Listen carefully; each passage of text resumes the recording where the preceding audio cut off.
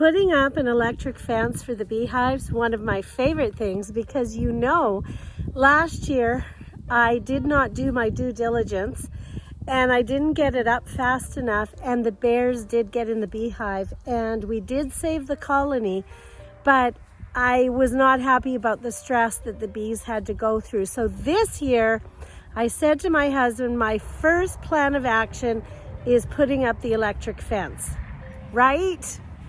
So I have chosen a solar garden and backyard protection kit only because it has everything in it. It has all-in-one kit, everything that you need. It has the energizers, the ground rod, the wire, the posts, the clips, everything.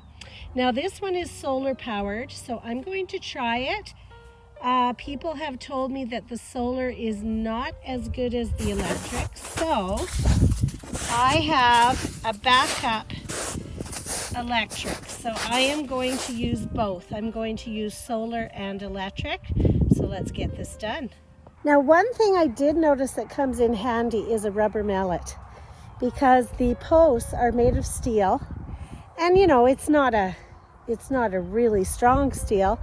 And if you're using just a regular hammer, I think you're going to be destroying it. So a rubber mallet, so far, that's all that I had to use other than what's in the kit, but stay tuned. Now I have to say I'm kind of cursing at myself, because in the fall I should have taken these steel rods out of the ground, because obviously, they freeze and then they bend. So you don't have a straight pole anymore. But in my defense, the fall is a crazy time of year, and it was one of those things that got away on me. But if you can take these out of the ground and put them away, that would be much better. Now you're probably thinking to yourself, what is that thin wire going to do to keep the bears out?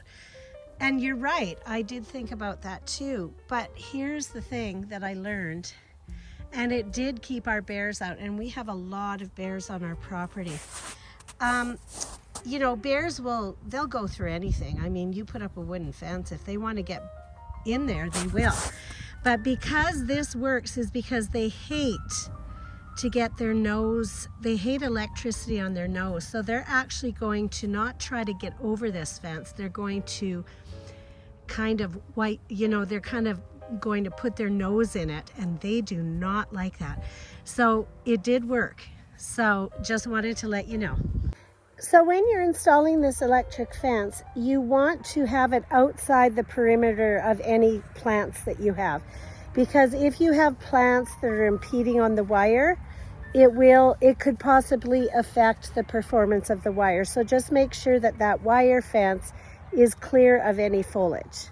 Okay, I have to say this was pretty easy to install. You just install these pegs, and then the wire all the way down, and you've got these little clips to clip the wire in. So you go all the way around, and then you've got this little solar box, and it's just charging right now. So I have to charge it for 3 days. So done deal. We have a solar power electric fence around the beehives. So I want to show you how excited these bees are, because they know. They know they're being taken care of. They are ready for spring, people. So I have to say I'm very proud of myself, because I actually installed this by myself. I am not a person whose brain likes to install stuff like this. Usually me and my husband do it together, but he's in town today, and I said, you know what, I can do this.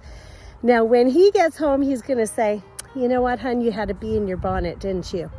Which is an old-fashioned way of saying that when you say a bee in your bonnet, it means you have to get something done right now. So yes, I did have a bee in my bonnet, and I hope it doesn't escape you the pun, bee in my bonnet, and I'm doing electric fence for the bees, right?